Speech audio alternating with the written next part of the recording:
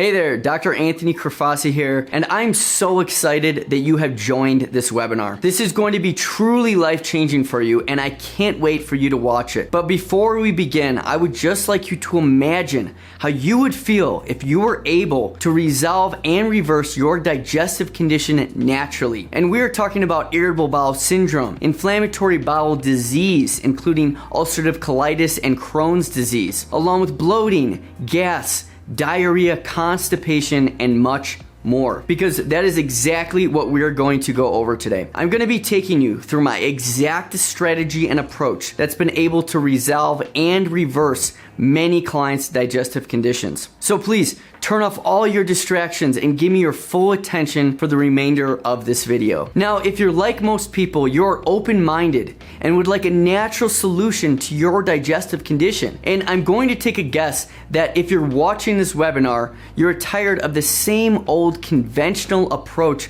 of taking medication after medication with no resolution in sight. It's very important to understand that there's a distinct difference in the mainstream or conventional medical model and a natural, holistic, functional medicine model that digs deep to find the root causes of your disease. So in this webinar, I'm going to be going over a lot of information, but don't worry, as you'll be able to access this video once I'm done. And me and my team are here for you if you have any questions or concerns. So without further ado, let's begin. Hey there, so welcome to the webinar. I'm really excited that you're here and you're going to be learning this information today.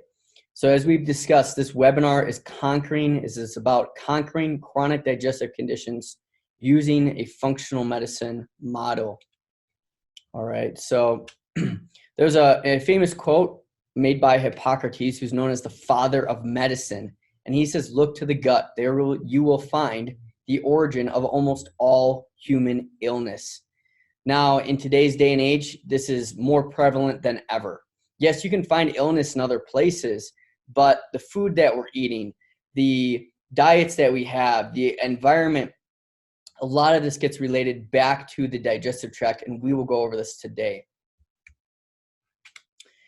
So as you've been learning, there's a really big difference and a really big separation between what is known as natural or functional medicine and what is known as traditional or mainstream medicine.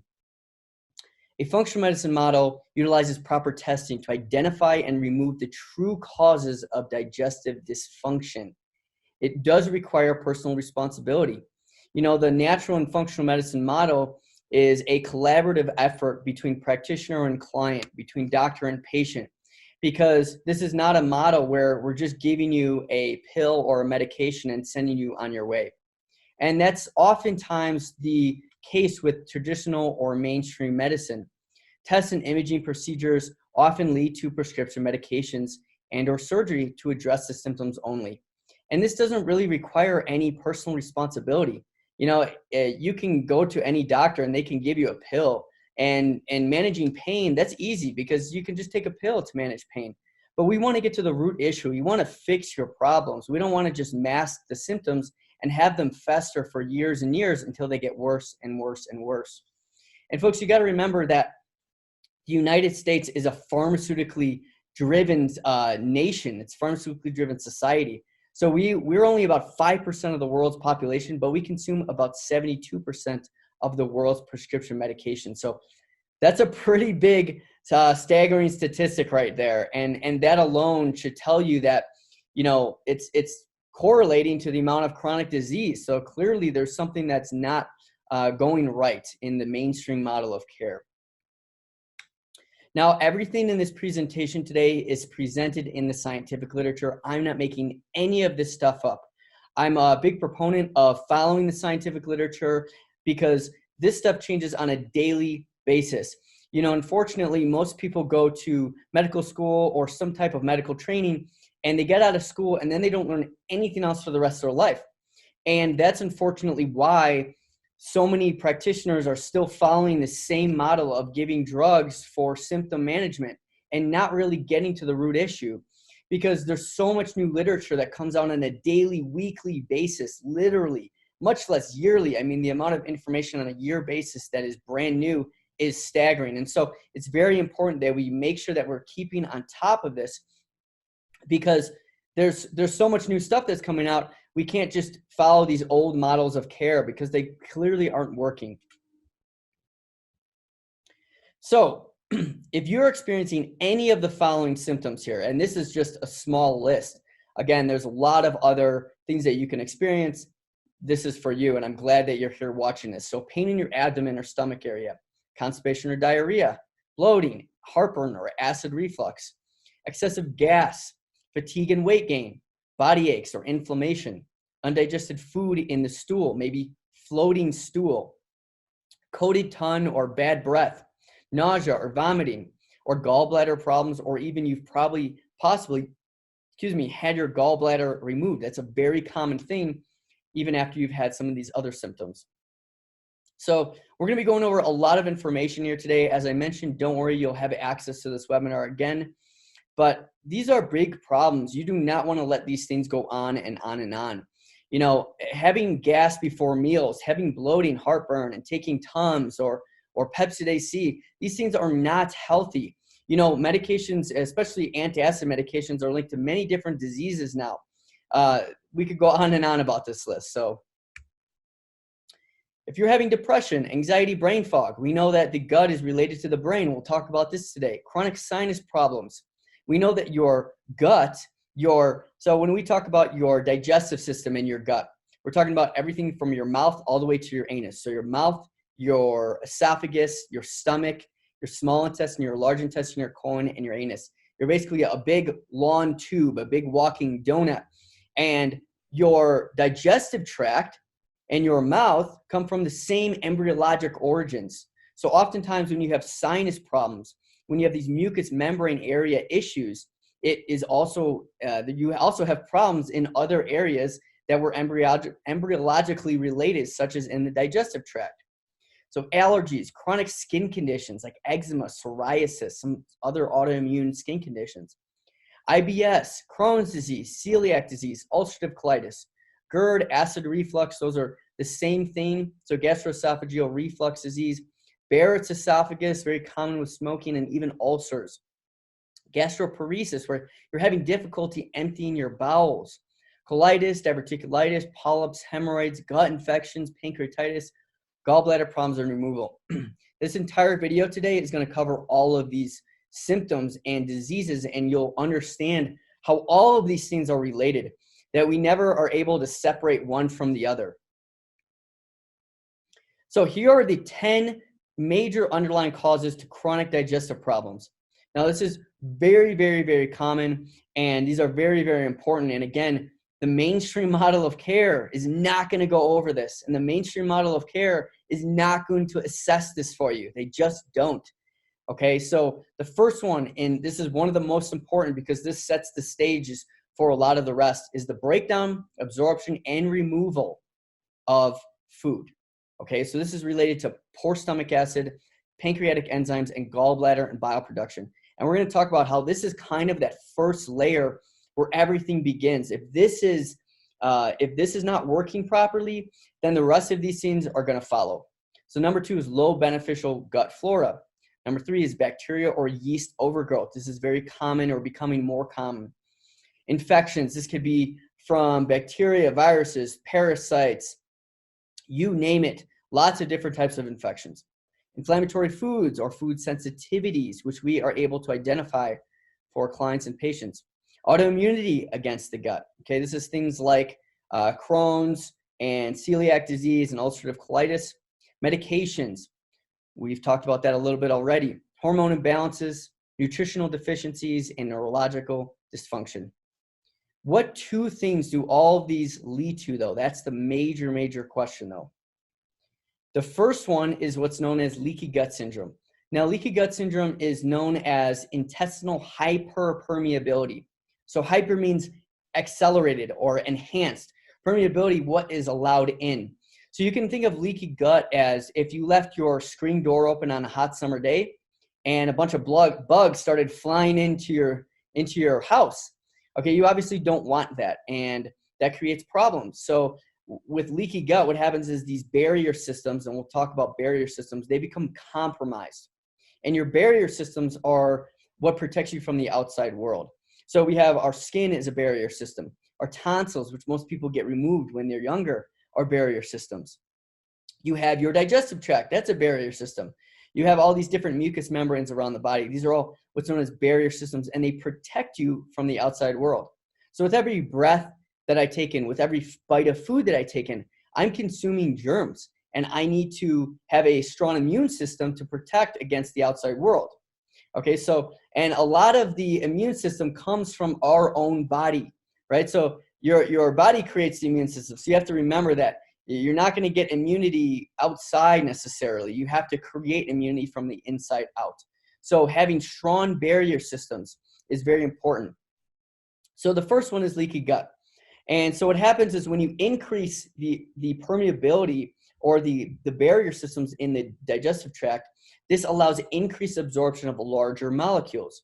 Now, when you have increased absorption of these, this increases the immune system. This activates the immune system. Now, here's the problem. If you do this over and over and over again, and this can be caused by a number of different things, from inflammation, from stress, food sensitivities. This can cause things like joint pain, heart disease, brain fog, skin issues, lung problems, difficulty breathing. And then over time, increased activation, prolonged activation of the immune system is what can create autoimmune disease, as you can see. Now, how that works is that it's as if the first couple times you stimulate the immune system, your body will manage it properly. But if it keeps happening, it keeps happening, it keeps happening, the immune system comes on edge, and it's very hesitant, and anything it sees, it will start tagging, and it'll say, this is a problem, this is a problem, this is a problem. And that's when your own body starts attacking itself, and that is an autoimmune condition. So there's a very important point here. As you can see, this is a little bit of a picture about leaky gut syndrome. You can see there's different triggers that can cause intestinal damage. We're missing a T there. Okay, so dietary proteins, low hydrochloric acid and enzymes. We'll talk about this. Antibiotics, which wipe out all of the bacteria in the digestive tract. Infections, blood sugar issues, which increase insulin, and insulin is highly inflammatory, and that creates more stress. Okay, antibodies, pregnancy, stress. Pregnancy is a big one. I've had lots of clients and patients that have come to see me after their first, second, or third pregnancy, and then boom, all of a sudden they get symptoms and they come down with clinical issues, okay? Stress, menopause, toxins, food allergies. As you can see, what happens is in the digestive tract, these cells actually open up and they allow these triggers to come in between the cells and into the bloodstream, and then you start reacting to them. And the second thing that all these things had in common is malabsorption of nutrients, okay? So when you're not breaking down your food, this creates nutritional deficiencies. This then creates altered biochemistry, which then can create chronic illness and fatigue. Now, you have to remember that all medications, probably about 99% though, pretty much all of them, create some sort of nutritional deficiencies in the body. Now, if we look at a basic diagram of a biochemical pathways in the body, you'll see that every single biochemical pathway in the body requires nutrients, vitamins, minerals, enzymes in order to function. There's no way around it. Your body runs on vitamins and minerals, so it's very, very important. And when you deplete these, or when you're not breaking these down properly, that's when you create problems. So you're not going to have energy. You're not going to be able to break down your food. This is going to create more stress, which creates chronic illness, fatigue. So this is a lot of repercussions just from not absorbing your nutrients. And again, let's go back up. As we said, these are the top underlying causes. And these top 10 things have these two things in common. Again, leaky gut and malabsorption of nutrients, okay? So let's going to go over these top 10 causes now. The breakdown, absorption, removal. This is really important here, okay? So this is how digestion works. A healthy stomach has what's known as hydrochloric acid. This is stomach acid, and this is very, very acidic. It's it's more acidic than battery acid, just about, okay? So it's 100,000 times more acidic than water. So if you put your hand in a bowl of stomach acid, it would be down to the bone in a matter of minutes or less, okay? So it's very, very acidic. And around the stomach, you know, you have a mucous membrane, a lining that protects this acid, okay? And so this acid is very important, and this acid is necessary for the breakdown of food. So you primarily break down proteins with this stomach acid. It kills germs because it's highly acidic. So bacteria does not thrive in the stomach. It should not live there. And it also stimulates the pancreas and gallbladder. So when you have proper stomach acid, enough adequate stomach acid, and when your bowels are working properly, when you eat food, actually digestion starts with just the smell of food. So just the smell of food can start the digestive process.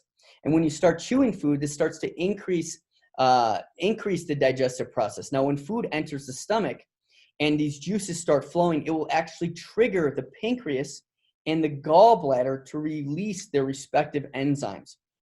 Now, this is really important because when there's not enough stomach acid, which is very, very common. Now, most people are on proton pump inhibitors, acid blockers, Tums, etc. And all these are big, big problems because all these medications do is they neutralize the already existing low stomach acid. They do not fix anything. So now you're starting with low stomach acid, and what you're doing is you're just neutralizing it further. So you're not breaking down your food. You're not doing any of that. You're just lessening the symptoms of your low stomach acid. So when most people have low stomach acid, what happens is, as you can see in this diagram, the esophagus meets at the stomach, and you have a sphincter called the lower esophageal sphincter. And what happens is when there's adequate stomach acid, this sphincter will close, and you'll start breaking down your food. You'll stimulate the liver. You'll stimulate the pancreas, the gallbladder to release their enzymes into the small intestine. When there's not enough stomach acid, this sphincter stays open because it's waiting for more food to come. It takes longer to break down food. So the sphincter stays open. And that's why people who have heartburn, if they lay back, heartburn comes up. This is why people have heartburn. It's very easy for them to get heartburn and acid reflux from this. So this is the major point, though, because with low stomach acid, this sets the stage for infections, for change in pH, for gallbladder issues, for pancreas issues, for all of these things. And we're going to go over some of the major reasons why people have low stomach acid. But again, we cannot just treat this by giving an antacid. You know, it's one thing to take it for a short period of time, and you're not even supposed to take antacids. You're not supposed to take these proton pump inhibitors for more than 2-3 weeks at a time. I know many people that have been on these for 7, 8, 10 years. Imagine the dysfunction and the destruction that these medications are causing to these people. And now they're linked to Alzheimer's and these other chronic bad health conditions you just don't want. So this is a really, really important point here. And like we said, this sets the stage. So as you said, low stomach acid is known as hypochlorhydria. Okay, the pancreas releases its enzymes, sodium bicarbonate, which helps to neutralize. And this is only if the stomach contents are acidic. Okay, and then the gallbladder releases bile salts, which helps to emulsify fats and fat-soluble vitamins. Okay, so big, important point here, as we said, when you don't have stomach acid, and we talked about the malabsorption of nutrients leading to nutritional deficiencies. If you don't have stomach acid, you won't break down your proteins. When you don't break down your proteins, you don't have amino acids. You don't absorb these things into the body. You need amino acids to make nearly everything. When you don't have gallbladder function, you're not going to break down your fats. You're not going to absorb your fat-soluble vitamins A, D, E, and K. A and D, super important for immunity, eye health, brain health, everything. E and K, clotting, antioxidant support, all these different things, much less all the other minerals and enzymes that you won't absorb, which help to catalyze reactions in the body. Okay, so very, very important here. So we talked about the pancreas due to the low stomach acid. These are some of the issues that you might be experiencing. Difficulty digesting fiber, indigestion and fullness 2 to 4 hours after eating, pain under the left rib cage where this is located, the pancreas, excessive gas, undigested food in the stool. Your stool might be even greasy, foul smelling, or poorly formed. You might even see it floating a little bit in the bathroom. So none of these are good things that you want to be experiencing. Okay, and then gallbladder, symptoms of gallbladder dysfunction. Greasy or high-fat foods, okay, they're causing distress to you. So if you eat a high-fat food or a greasy meal, creates you some problems, maybe gallbladder attacks, right? Stabbing gallbladder attacks. Lower bowel gas, bloating several hours after eating. A metallic taste in your mouth. This is from not breaking down enzymes. Burping up fishy taste after maybe consuming fish oils. Itchy, dry, flaky skin or scalp.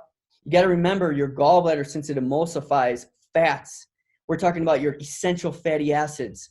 Your skin, everything is composed of fatty acids. Your cell membranes are composed of fatty acids. So from a base level, the basic tenet of anatomy and physiology is that cells form tissues. So cell is the basic structure in the body, a cell membrane. Okay, so the cell is the first part that forms tissues. Okay, tissues form organs. Organs form organ systems, and then organ systems make up the body. So our cell membranes are composed of these fatty acids. So if you're not breaking down and you're not absorbing these fatty acids, these essential fats, into your cell membranes, then you're going to have all of these other problems. Okay, a lot of issues with this. So reddened skin, especially on the palms.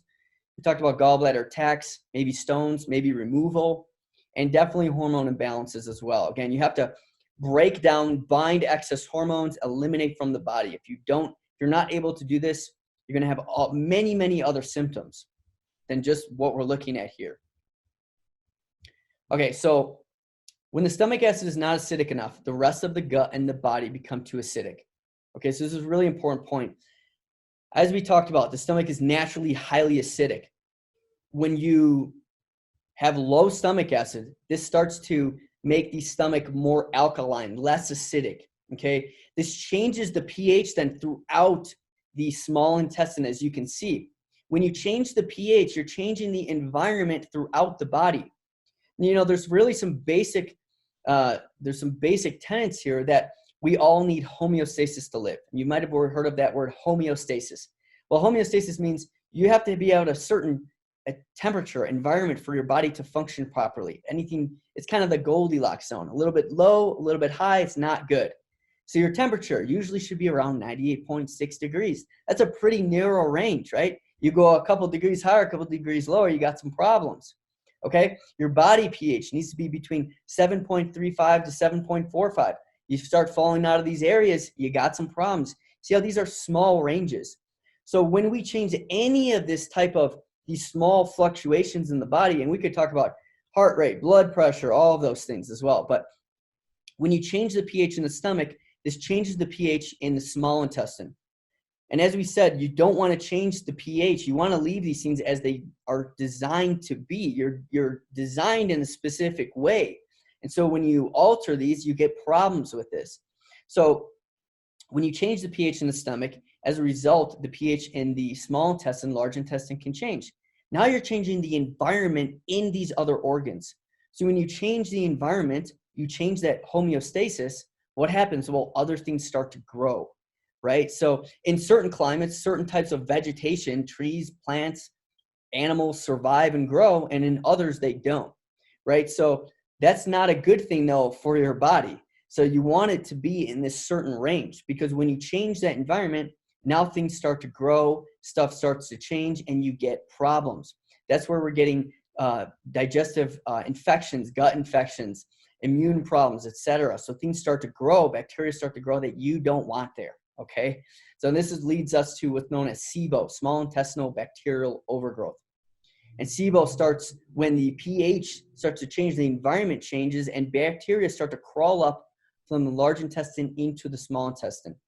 And the small intestine is where you break down where you absorb a lot of your food, break down some of food. And so, as you can see, not a good thing, okay? So we talked about this a little bit.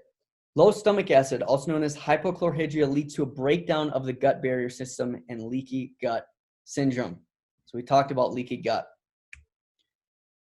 We just talked about this as well. Bacteria grow in an acidic small intestine. So this Sibo, okay, what happens is these bacteria grow and then they start to ferment fiber. And as a result, you'll get either or both. You'll often usually get one or the other. Methane gas, which gives you constipation type symptoms, or hydrogen gas, which gives you diarrhea type symptoms. Now, some people have a combination of both, right? IBS combination. As we were discussing, low stomach acid leads to poor gallbladder function. When you don't have good gallbladder function, this decreases your bile salts, okay? This can create gallstones. You're not able to remove toxins. So this is a big one, very, very big one, because most people are toxin overloaded in this day and age. Their livers are burdened. Their detox systems are overburdened, overtaxed, and they cannot get rid of these things. There's many different symptoms of toxin overload, but a lot of times they can lead to autoimmune disease and further dysfunction. So this leads to hormone imbalances, different hormone type symptoms, high cholesterol, chronic illness, liver dysfunction. And as we talked about, you're not going to absorb your fat-soluble vitamins, A, D, and K, or essential fatty acids. All of these things lead to chronic illness. You don't want to deal with this. And again, I want you to realize we're going over all of this today, but you got to look back. And if you've been through the mainstream model of care, ask yourself, has anybody ever gone over any of this stuff with you? And chances are they've not. Because as we discussed, this is not a part of what they look at in the mainstream model of care. Now, this is the good news, is that this is a different model of care, that it exists. There's lots of ways to look at things and address things. And it's my personal belief and many others that you want to fix stuff. You want to get to the root issue. There's no point in sidestepping around problems and pushing them off until later and just not dealing with them, because all that creates is further problems down the line. And so that's the good news about this model, is that there's a lot of things that can be done to fix this. Okay, so when there's low stomach acid, as we talked about, food sits in the stomach longer because it takes longer to digest. So if you have enough stomach acid, the food will only sit for so long because there's enough to break it down and move it along the chain. When there's not enough in there, it takes longer.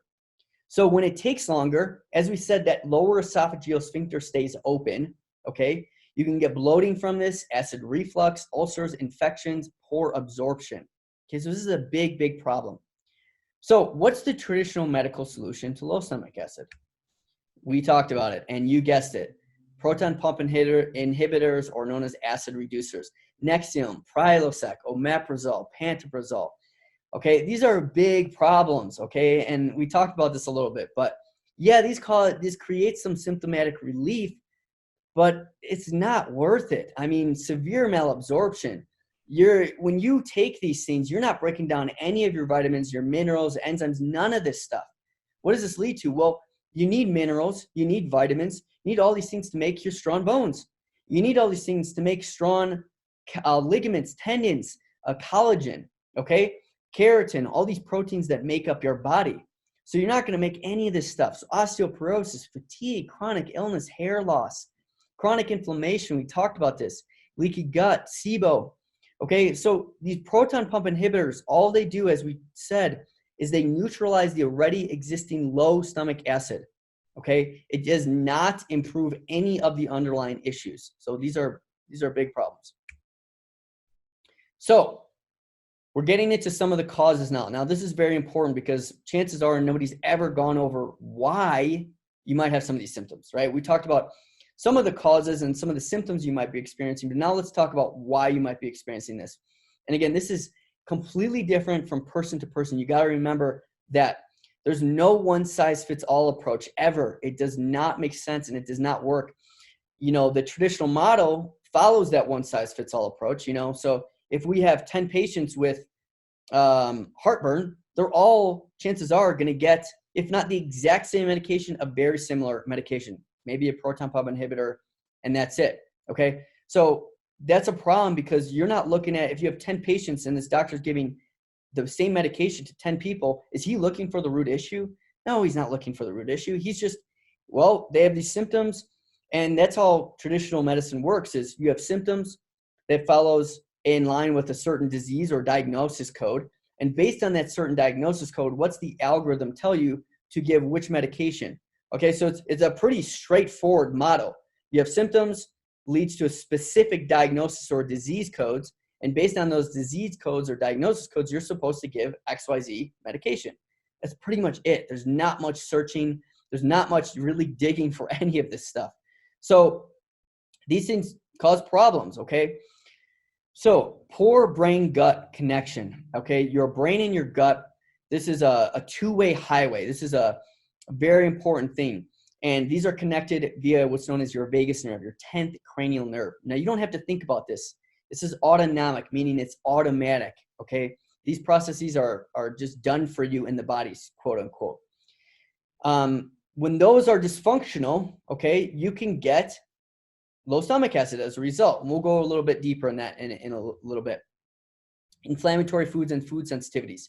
This creates further stress in the body, potentially leaky gut, potentially low stomach acid as a result, okay? Proton pump inhibitors, low thyroid function. Your thyroid controls your metabolism. Think of your thyroid, which is located in your neck here, as a thermostat, your internal thermostat of the body. So in your home, if you turn the thermostat down, what happens? It gets really cold. You might have poor circulation, right? Not much stuff grows. Not many things thrive in a cold environment, right? Put something in the freezer and what happens? It doesn't move. Okay, so that's why you're supposed to put meat in the freezer, because it prolongs it. Now, turn the heat up, turn up that thermostat, and what's going to happen? Well, you're going to get symptoms of you're hot, right? And increased metabolism. Maybe you're going to sweat, increased heart rate, palpitations, maybe anxiety, okay? So your thyroid controls this body metabolism though. So it's really important. If you have low thyroid function, you're going to have low digestive function as a result. Low zinc, we'll go a little bit about this later. H. pylori infection as well. So H. pylori is really common, really related to low stomach acid, chronic usage of over-the-counters, stress, a lot of problems here, okay? So the big thing with all of this is proper testing is the key to success. If you go to your doctor and you have low stomach acid, chances are they're not going to do any tests to find out why you might have low stomach acid, or to not even find out why you have low stomach acid, to find out why you're dealing with these symptoms to get to the root causes. Because again, low stomach acid is a byproduct, okay? It's a byproduct. So we want to know why you're experiencing what you're experiencing. So the second major cause, we'll get to all 10, okay, I promise, is low beneficial gut flora, aka this is the gut microbiome. There are over 100 trillion different microbes that live on or in us, okay? So you're loaded with bacteria and bugs everywhere. In fact, they say that the human body is only about 25% human DNA. It's about 75% micro bacteria. Okay, so there are bugs everywhere. You cannot get away from these things. Okay, so but these things are good for us and they keep us healthy as well. Okay, so it's composed of mostly bacteria, some yeast. Now these bacteria in the gut microbiome, they reside everywhere. The gut, skin, mucous membranes, okay, upper respiratory tract, lower genital urinary tract.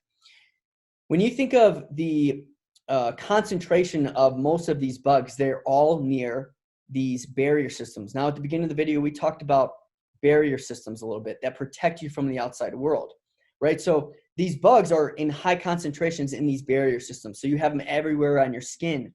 You have them everywhere in your mouth, throughout the digestive tract.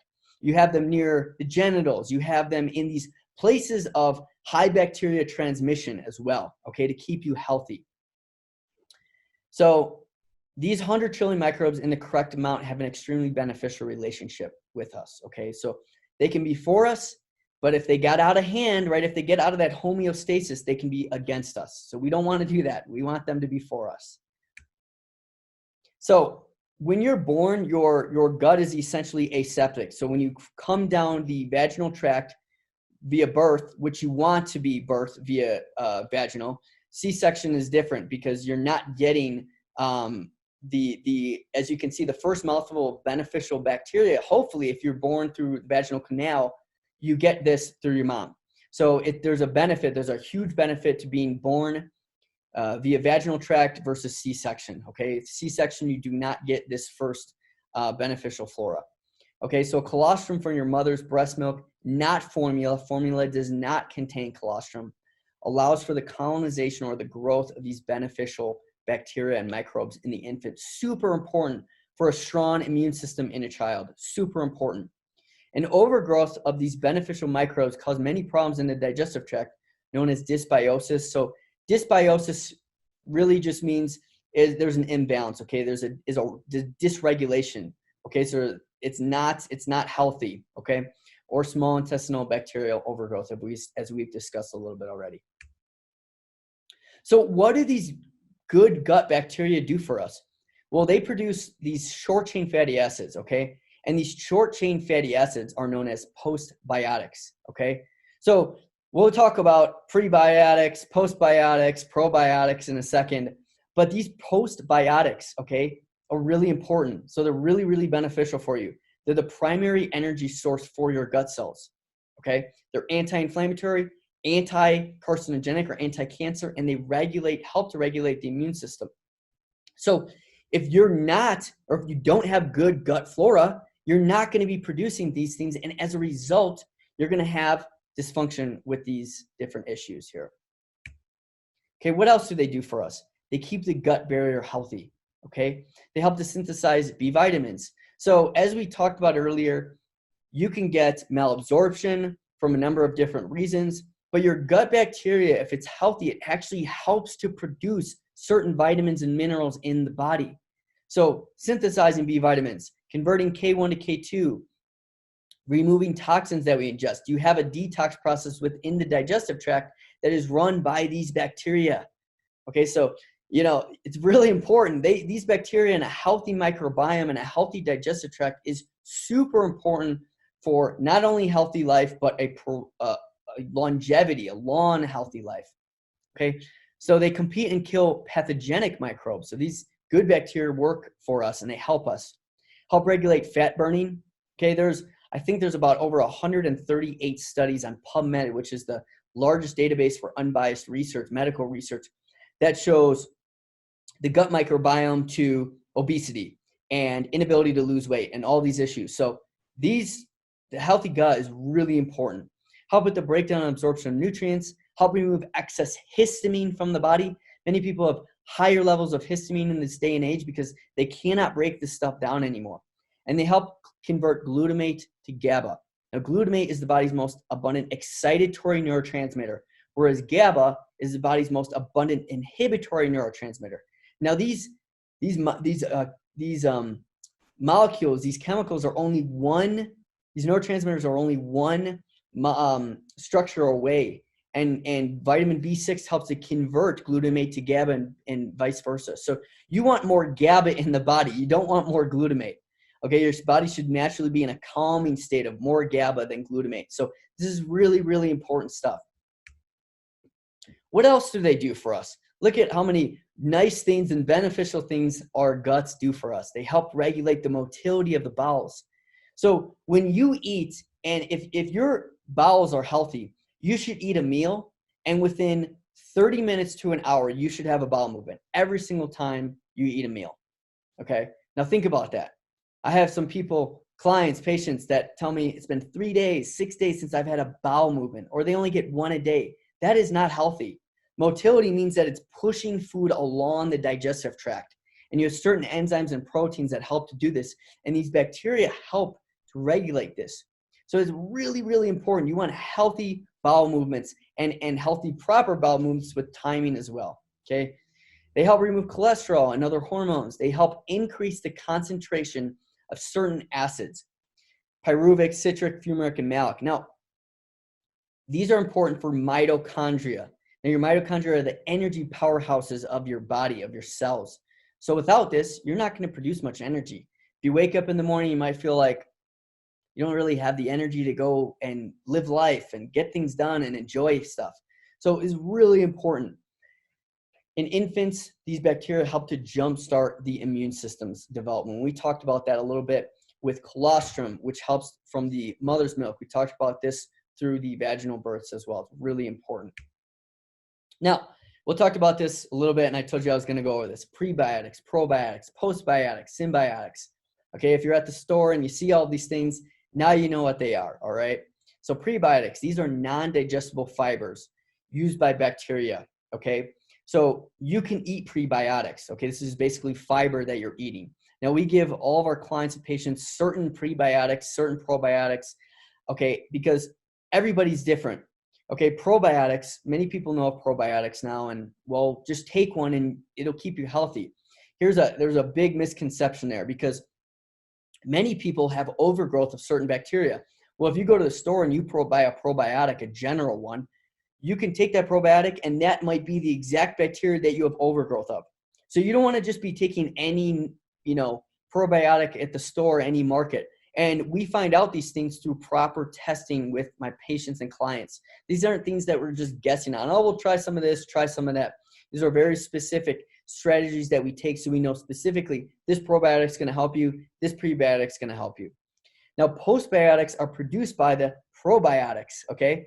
So prebiotics are food for the probiotics or for the bacteria, and then postbiotics is what the biotics or the bacteria make as a result if they're healthy.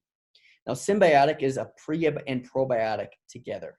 Okay, so hopefully that clears up some definition issues for you. So, what are some causes of low gut bacteria, low gut flora? C-section births. We talked about this. There was only 5% of births were C-section in the 1970s. In 2010, it's at 31%. That's 2010. Nowadays, it's definitely higher than that as well. Okay, and I should probably update that statistic, but you get the idea. You're not getting proper colonization through C-section births. Not breastfed, poor maternal health. If the mom is not in great health, this is obviously going to transfer the health of the baby, because you're providing those nutrient status. Antibiotics. As we said, antibiotics wipe out everything, okay? And you get antibiotics not just from medication now, but antibiotics in your food. If you're eating food that is riddled with antibiotics, chicken, lot of meat products, obviously, to kill bacteria. Now you're consuming these antibiotics as byproduct as well. So you got to remember that. You want to eat meat that is as healthy as possible, as often as possible. Poor gut pH, we talked about hypochlorhydria. This changes that pH, changes the bacteria in the digestive tract. Proton pump inhibitors, antacids, immunosuppressant drugs. When you suppress the immune system, this changes the bacteria. This changes all that. So it kills a lot of those. Poor diet, really big one. Most Americans follow standard American diet. A lot of improvement needed there. So low fiber, low fruit, low vegetable diversity, and too much alcohol. Okay, alcohol is not good for the body. Hormone imbalances, poor brain-gut connection. Okay, number 3, we're moving on. Bacteria and yeast overgrowth. So this is known as dysbiosis, okay? As we talked about, loss of balance. There's a dysfunction. There's not a balance. And this is especially related to a number of different diseases. I mean, practically all chronic diseases, IBS, IBD, allergies, type 2 diabetes. We discussed obesity a little bit, and there is over 138 public scientific papers on PubMed on the gut microbiome and obesity.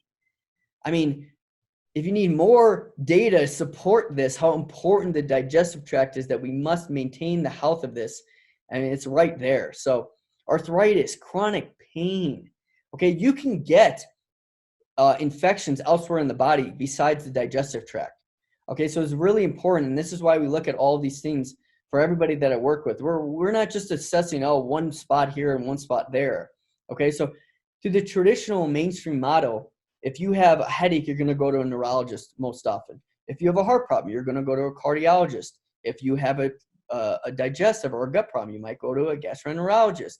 If you have a back problem or need surgery, back surgery, or whatever it might be, you might go to an orthopedic surgeon. You see how everything's specialized out?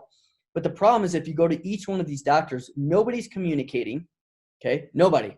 There's no communication going on. And then before you know it, you're on a medication from the GI doc, from the gastroenterologist, from the cardiologist. And now you're on 3, 4, 5, 10 different medications, okay?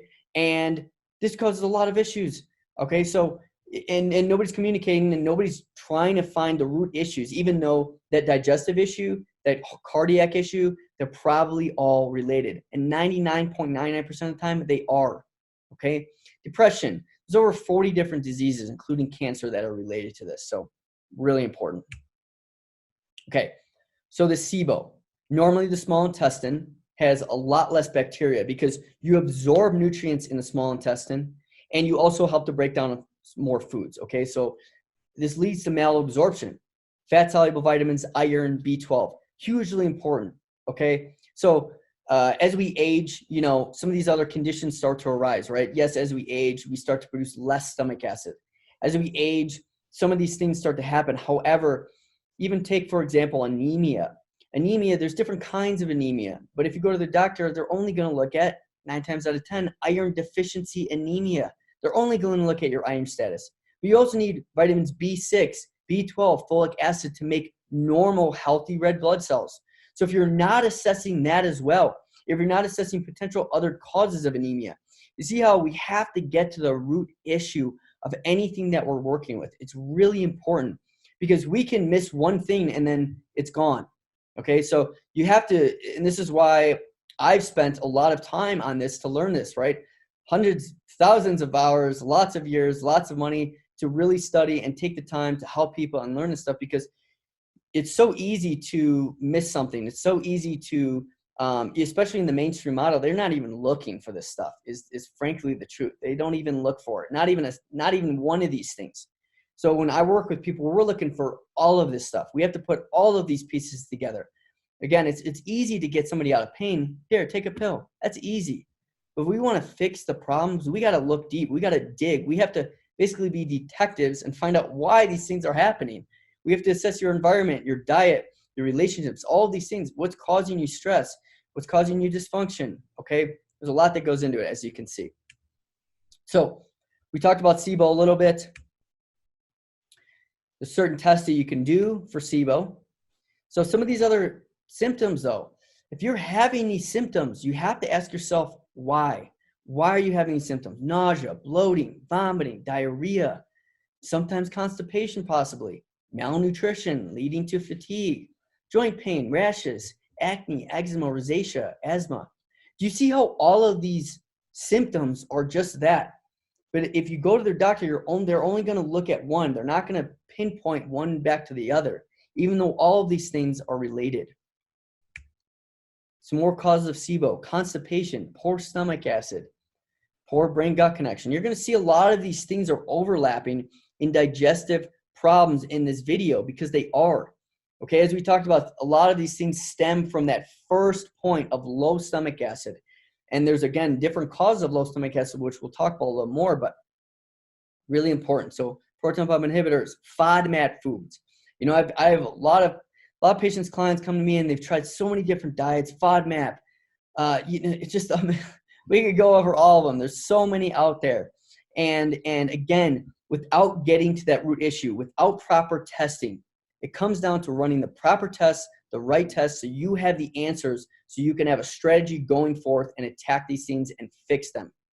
Okay, so food sensitivities, recent abdominal surgery, type 2 diabetes, and not just abdominal surgery. Any type of surgery causes stress on the body, can cause low stomach acid, can cause chronic dysfunction. Type 2 diabetes, an open ileocecal valve, alcohol, oral contraceptives. So Rifaximin is an antibiotic. It's a natural antimicrobial therapy. Again, this is often related to Sibo. Rifaximin is often used for Sibo. But again, we have to get to the root issue. It's not enough just to take an antibiotic.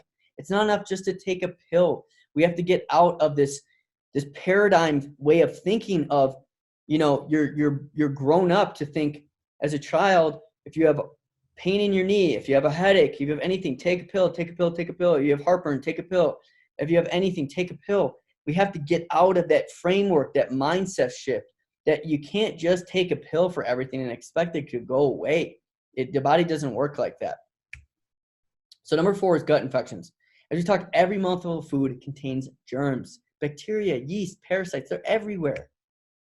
So these are some of the barrier systems we've talked about: your tonsils, your adenoids, chewing, saliva. Your saliva contains certain protective proteins that help protect you from food. Your acidic stomach, proper gut microbiome, strong gut immunity. So you have an immune system within the digestive tract as well. And washing food, again, is another protective mechanism. So Some more underlying causes to chronic gut infections: eating old or unclean food. Obviously, you don't want to eat moldy food. That's going to predispose you to problems potentially. So low stomach acid, hypochlorhydria, we've gone in depth on this. Antacids, we've talked about these. Poor gut microbiome, we've talked about this, and a poor brain-gut and gut-brain connection, okay? So stool testing, along with other tests, to put the pieces together is absolutely crucial. It's a necessity. There's no way around this. If you're working with somebody and they're guessing and they think they're too good for testing, or they've seen a million, they're still guessing. You can't get around stool or any of the other testing, because otherwise you're taking guess. You're taking a guess. If someone sprains their ankle really bad or hurts their shoulder or whatever, and how are you going to know what's wrong? You take an imaging, you take an x-ray, you take an MRI. It's the same thing. You have to get the specific and the proper diagnostic tests done and run so you know exactly what's going on. That's when you can make a strategy to go forth and tackle it and actually fix it. Not just manage symptoms, not just take medication after medication. And the nice thing is, when you get the testing done, that's when people get off medication. That's when you're able to get to the root issue. And over time, you're like, I don't need this medication, because it's not, now it was just managing symptoms before. It wasn't actually getting to the root issue. So now you can get to the root issue. Okay. So if someone has a gut infection, which is really common, I've seen lots and lots of these, from viruses to bacteria to yeast, fungi, you name it, worms, whatever, okay? Parasites. It's really important that we have to do these things properly. So antibiotics, yes, they kill both bad and good bugs, but there's certain natural antimicrobials that we use that are antiviral, antibacterial, antifungal, you name it, that will only go after certain bugs, okay? And there's a strategic process that we take in order to make this happen. So some of these things are grapefruit seed extract, oregano oil. If you go to the store and you buy a little oregano oil, this stuff is very pungent. I wouldn't recommend putting it or leaving it out in the air, because it really is very pungent. Golden seal, yerba mate, caprylic acid, okay, uva ursi, cat's claw, garlic, wormwood, olive leaf. These are all really potent immunostimulatory herbs and plants that we can utilize here. But there's 4 major steps to permanently remove gut infections. And again, this is a framework that we utilize. However, there's many other pieces to the puzzle that we must put together when we're going after digestive infections and gut infections. So first, you got to find and remove the underlying causes. We do this through testing. Get rid of the infections, kill it, wipe it out, replace the low or poor gut flora that was once there, okay? And then you heal the damage to the gut lining, because it's really, really common. So it's also often created ulcers, leaky gut, colitis, not good things. We have to heal the gut lining. Remember, the gut lining is a protective layer that protects you from the outside world, kind of like your skin. Number 5 is inflammatory foods and food sensitivities. These foods are abundant in our society, in our modern age, okay? And these all create inflammation in the body. Now, there's a specific thing that, yes, we follow certain steps as this, but we also run tests to know specifically what foods you might be reacting to, what foods, chemicals, environmental triggers you might be reacting to with definitive knowledge, so that you can eliminate them, so that you're not guessing. But some of the major foods that cause inflammation and food sensitivities: sugar. Sugar is a highly inflammatory, causes a lot of problems. You probably know this already. Processed vegetable oils, especially trans fats and hydrogenated fats. Okay. Dairy, cow's milk is a big one. Grains, especially gluten, is another big one. Alcohol, big, too abundant in our society. Lectins, these are common in things like nightshades. Again, it depends on what your body's responding to. Some people react, some people don't. Again, this is not an extensive list, but it gives you an idea. FODMAPs, okay, a lot of people are on these different diets, etc. And food additives, pesticides, hormones, antibiotics in our food everywhere. So much of the food today has been genetically modified. You can even see it on labels now. You probably know this already. Leaky gut syndrome, you absorb larger molecules. This triggers an immune response. We talked about this earlier on. We test IgA, IgG, and other processes to know specifically what you might be reacting to, okay? Normally, if you go to your allergist, your local, traditional mainstream doc, and they're an allergist, or they're checking your allergies, what they're looking for is what's known as an IgE response, okay? So these are different immunoglobulins, they're called. They're proteins that help protect your body. So IgE, though, it looks only for immediate responses, only immediate, okay? So we can't just look for immediate responses. So if you go to your doctor and they do a scratch test or RAS test, they're looking at these food allergies. They're only looking at one type of allergy, just one. So it doesn't give you a full picture, again.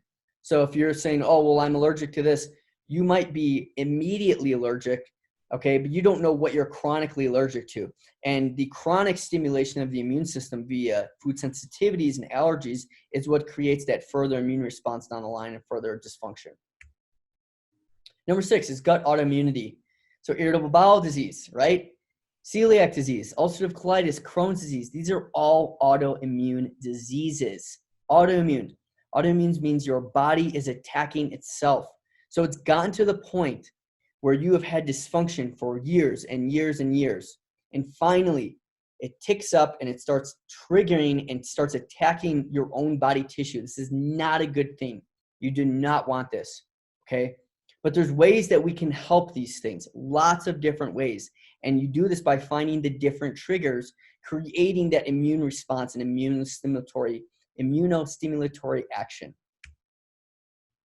So we've talked about this a little bit, but for autoimmune disease in particular, especially related to the gut, traditional medicine's route, corticosteroids is usually the first, then immunosuppressants. The side effects of immunosuppressants are infections and cancer, because when you suppress the immune system, you cannot fight. Your immune system is not there. It cannot fight infections. It cannot fight cancer. Cancer, if you're watching and you don't know, cancer is what happens in cancer is it's an uncontrolled replication of cells. So cells start replicating and you can't control it anymore. Everybody has cancer cells every single day, but your immune system keeps them in check. Your immune system is able to regulate and kill any cancer cells. But if you squash the immune system with immunosuppressants, now, as we said, a big side effect of immunosuppressants is cancer, because you cannot regulate those cancer cells anymore. So they start to replicate and your immune system cannot regulate that, cannot manage it. That's a problem. That's a big, big problem.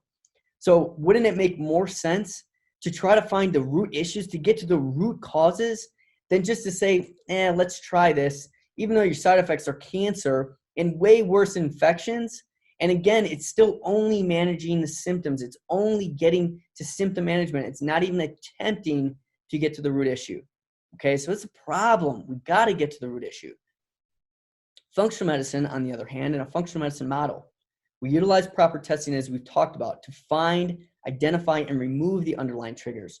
So you're not having to be on medication. You're not having to take infusions. You're not having to take, it's a long and winding road once, the mainstream medical route. And that's why most of the people that I've seen, and if you're watching this, you're probably in that similar boat. You've seen lots of specialists. You've been on lots of things. You've tried lots of things in the mainstream model and medications, or, different specialists. And each time it's more medication, or they're changing their medication, or they're telling you, sorry, you have to live with it, or telling you that it's all in your head.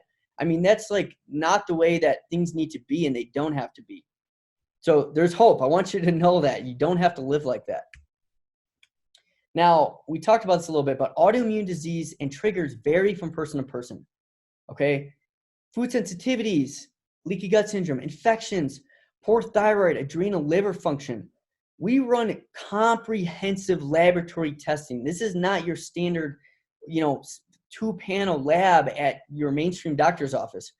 And most people, 99% of the people and clients and patients that I work with, they'll bring their labs into me, and those labs are the same ones that they'd run on you in the emergency room.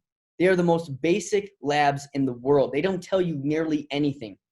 And it tells you that you're alive, basically. And if things pop up on those basic labs, then you have a lot of other stuff going on in the body.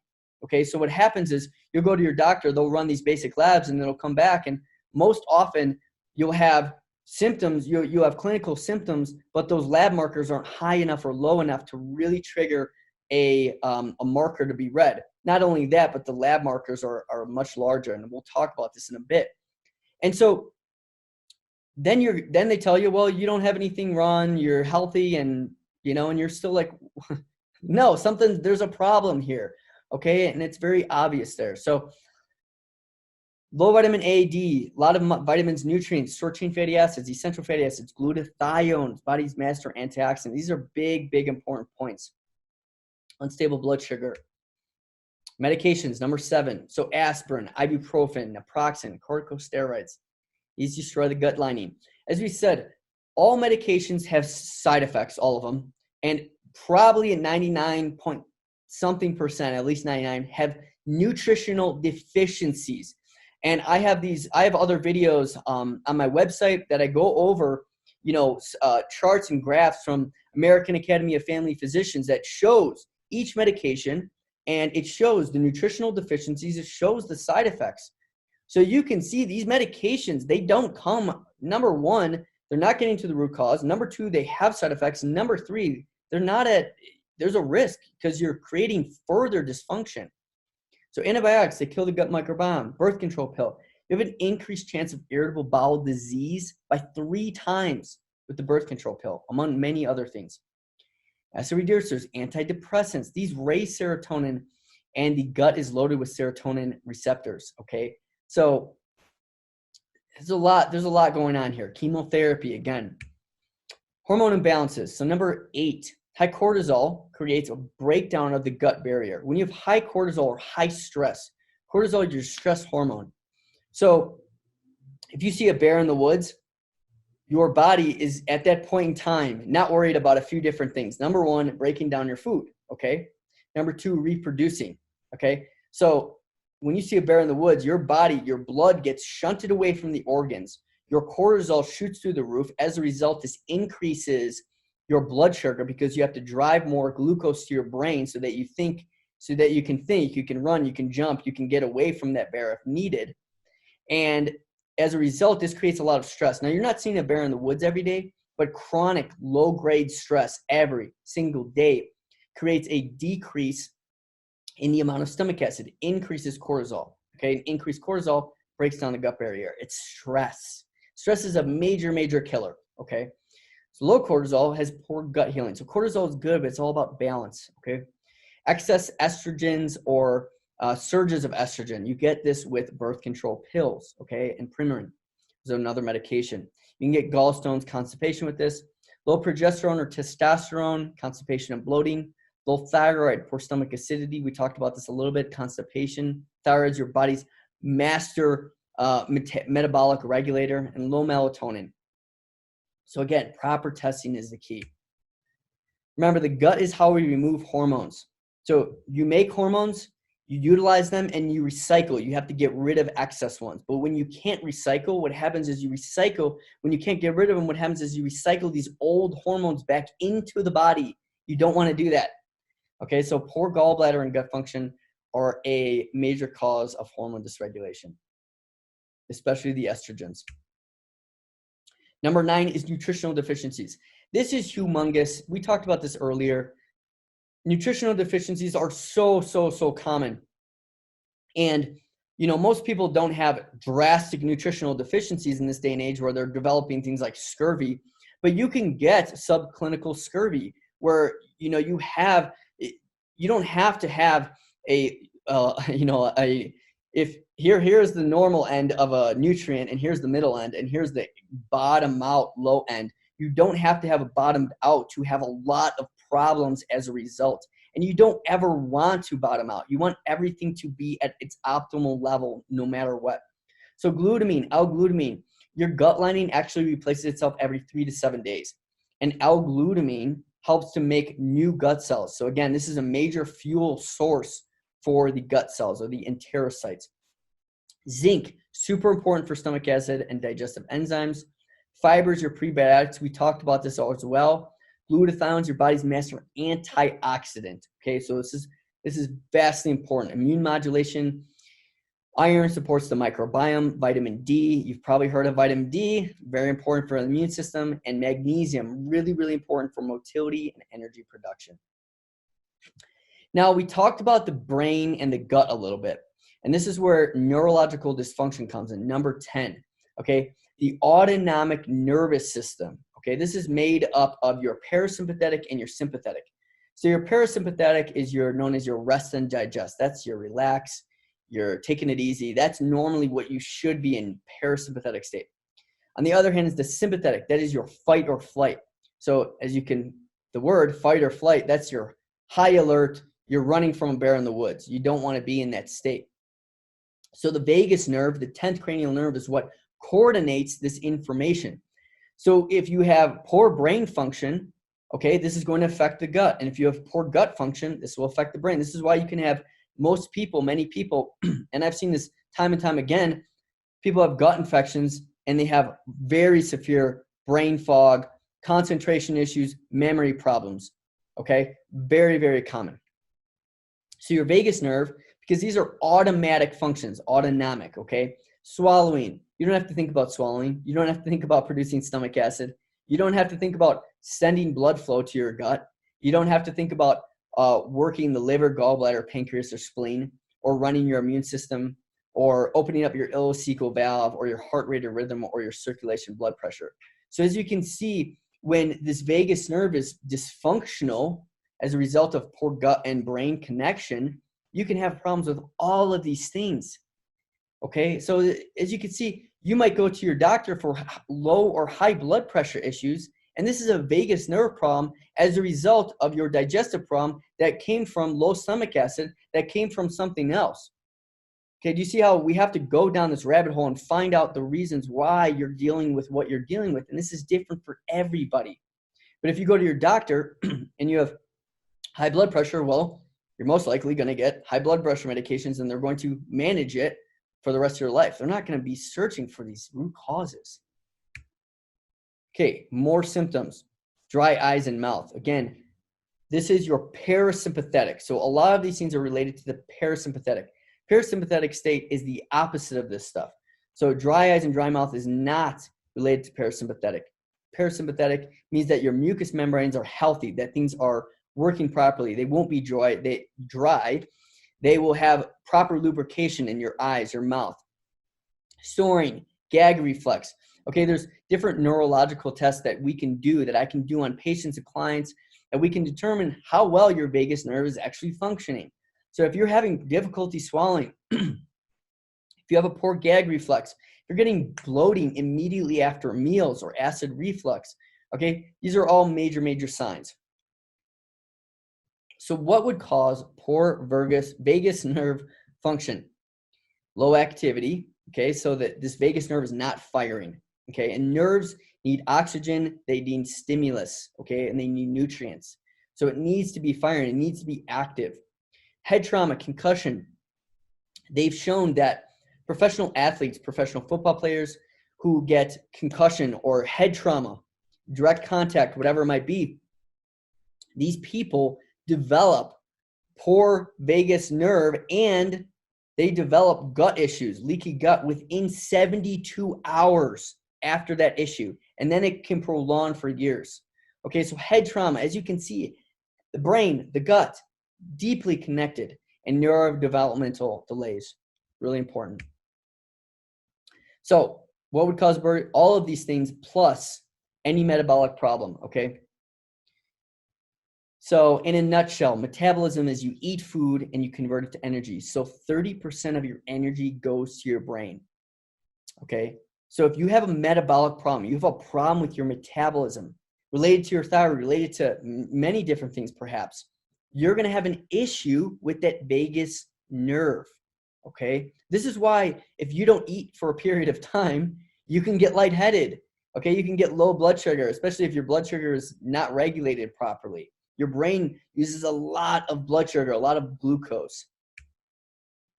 So some common metabolic problems that cause brain decline and poor digestion. Poor blood sugar, okay? Poor blood sugar is related to Alzheimer's, dementia, Okay, these things are big problems that are become unresolved. Okay, so we have to address poor blood sugar and blood sugar dysfunction, anemias, thyroid and adrenal dysfunction, mitochondrial dysfunction, nutritional deficiencies. We've gone over a lot of these things so far. As you can see, there's a lot that needs to be looked at when we're assessing your overall biochemistry and overall body.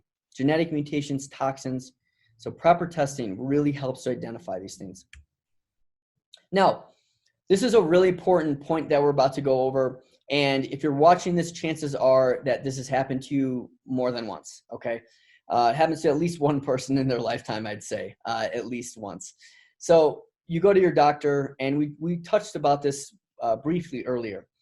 If you go to your doctor and you get your standard labs run, again, they're very basic labs. Here's the problem.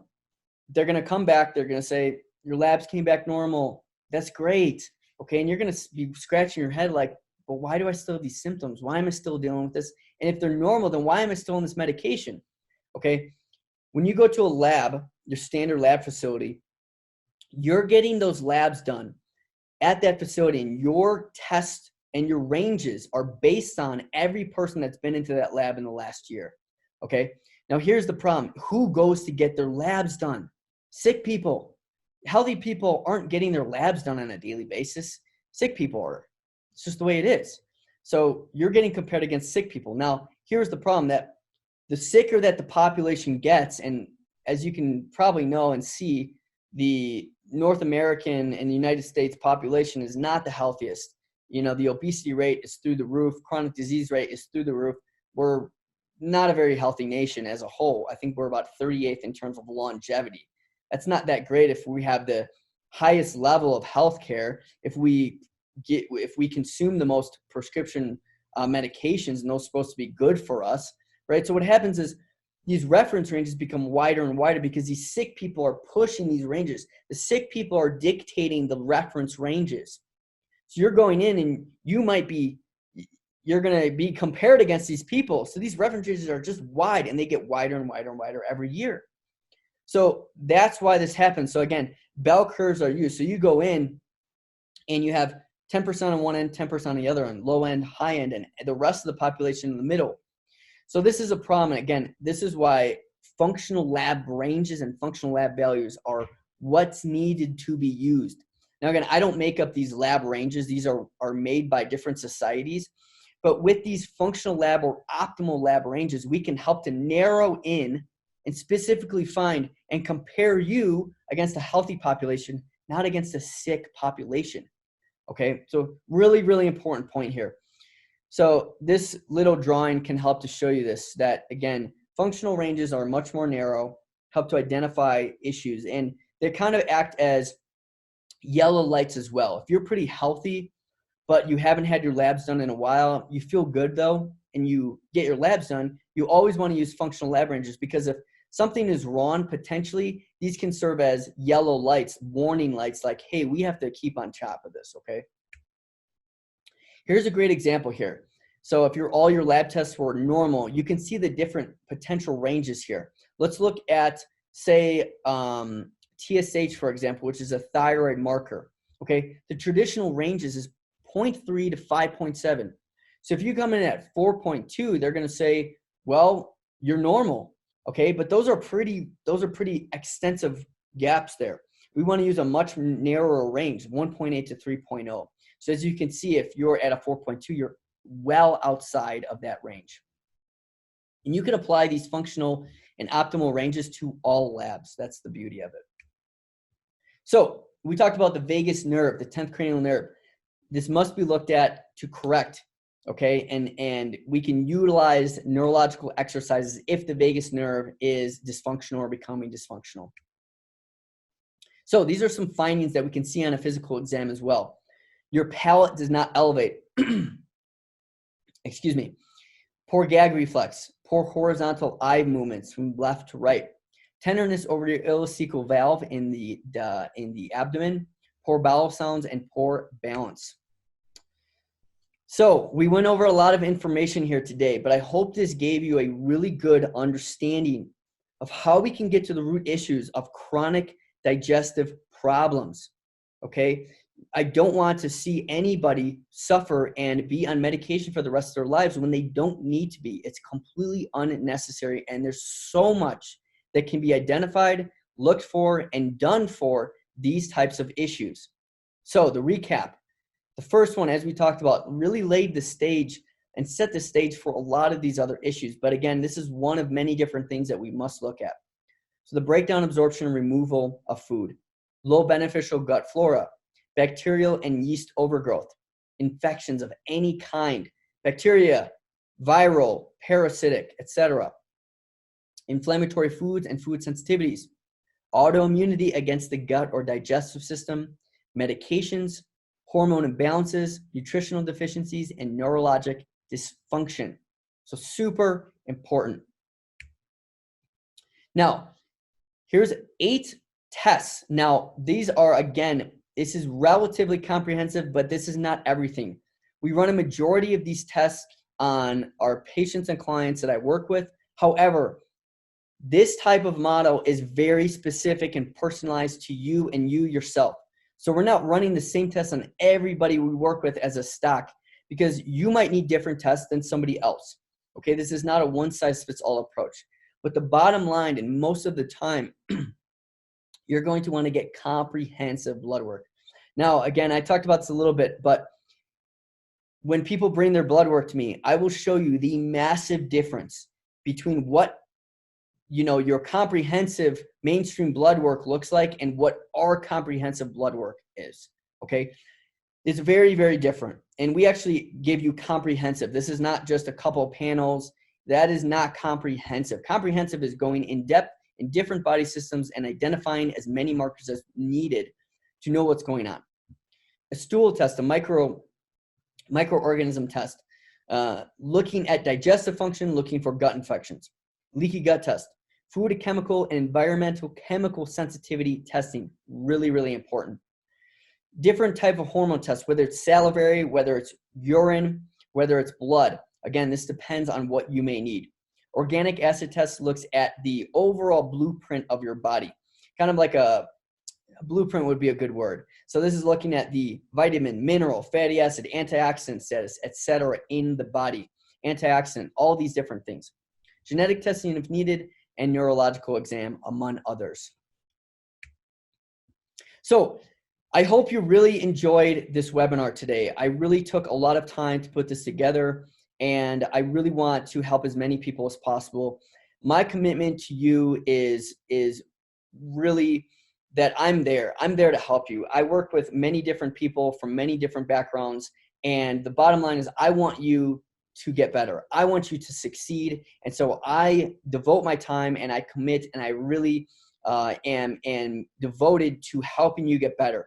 And that is related to time commitments, not just in our consults, but outside, studying your case, studying your labs, working through all of these things to make sure that I'm doing the best possible job for you. It also includes any recommendations that I'm looking for you. So my commitment is just really in depth, and I expect that everybody I work with make the same commitment, because I want you to get the most out of this. But this does require work on your end. So you must be willing to follow the recommendations that I make and lifestyle changes. This can include things like diets, like exercises, like different supplements that we might recommend, any lifestyle strategies. This also includes a time commitment. When I start working with people, this goes for anything. It's very difficult to manage a health condition or manage a case if we're not meeting frequently, because things fall through the cracks, people forget things. And so we want to stay on top of it. So relatively frequent therapy appointments are scheduled above prior and beforehand, so that we have a set schedule, so that we know our timeline and we know when we want to retest and we know the progress that we want to make. So it's really important. And then there's a financial commitment and there's a cost of care. There's different plans available for this depending on the type of situation that you're in and the type of program that we're offering. And I discussed this with you on the discovery call. So the recovery program structure is as follows. We do your discovery call. I want to make sure that I can help you, and I'll go over this in a moment. But the first thing is we have to get the testing done. I don't want to make any blanket recommendations without the proper testing done so we know what's going on in your body. As we talked about, proper diagnostics are extremely important to know specifically and have a strategy going forth so you can actually tackle problem at hand. Once we get the testing done, we will do a very deep dive into the interpretation and explanation of your test results.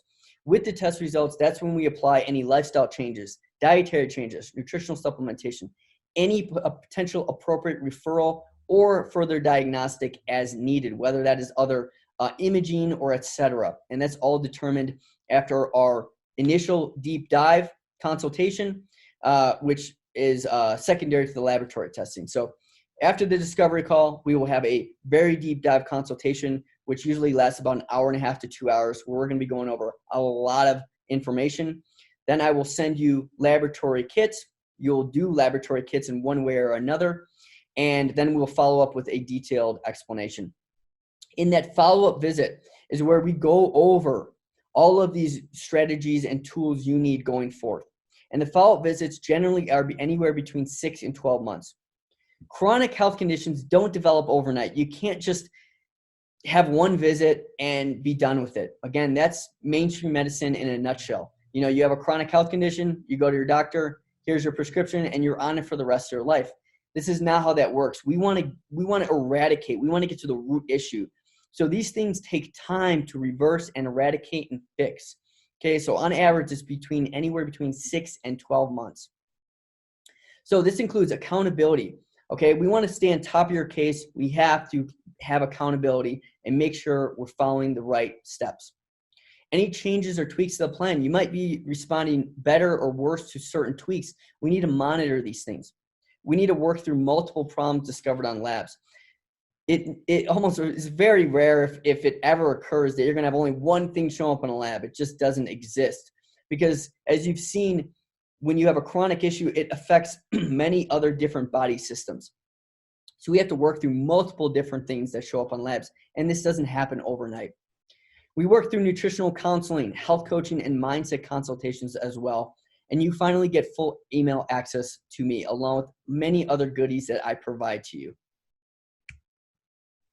So it also includes video laboratory interpretations. If you would like, you have to request them, and we discuss this. I have a recovery guide. I have direct email access. We have a program that is customized to yourself, a private Facebook community group, and I provide different videos, webinars, programs that I provide to you as well as part of this. But the real meat of this program is the one-on-one work, and that is where you're going to get the most results, because I'm walking you through this process. I'm taking you hand in hand, and we're working together to get to the root issue and to fix this for you once and for all. So I really hope you enjoyed this video. Your next steps at this point in time, if this made sense to you, I hope this video and webinar today made sense. I hope that you resonated with this information, because again, there's not many ways to, well, there's many ways, but you don't want to just manage symptoms. You never want to do that. Again, it's procrastinating, it's ignoring the problem at hand. You want to get to the root issue. And I hope that made sense to you today. So if it did, I encourage you to schedule your discovery call with myself. In the discovery call, this is going to allow me to determine whether you're a candidate for the program, whether we're going to be a great fit together. And it allows me to get acquainted with your health condition a bit and any previous treatments that you've had. And then we schedule, as I talked about, a deep dive consultation to get to the root causes, to uncover those root causes of your problems. So I'm Dr. Crifase again. If you have a digestive condition, a chronic digestive condition, as we've talked about today, and this is having a major negative impact on your life, and your current therapy or treatment is not working, I hope this video served as a message of hope for you, and that there's many, many things that can be done. I'm here to help you. I will walk you through this, and we can tackle this together.